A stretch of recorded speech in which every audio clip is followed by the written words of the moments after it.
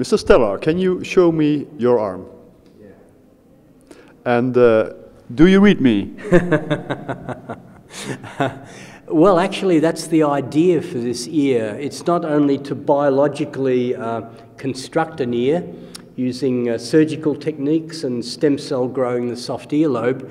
It's also about rewiring this ear so that in any Wi-Fi hotspot, it becomes internet enabled.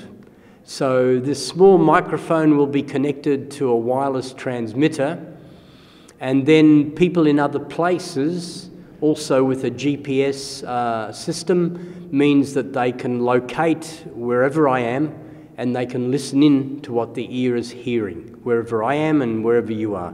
Incredible. Een derde oor in zijn arm is het bekendste handelsmerk van Stellark.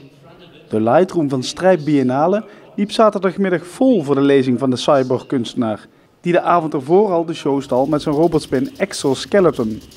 Het Strijp Biennale is eens in de 2 jaar in Eindhoven. Van festival veranderde Strijp in Biennale.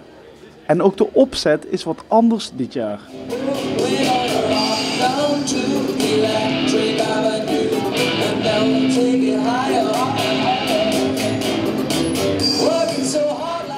Waar eerder de nadruk lag op dance, is er nu meer evenwicht tussen de disciplines. De rode draad op het festival is technologie. Het festival is tot 10 maart op het terrein van Strijp S.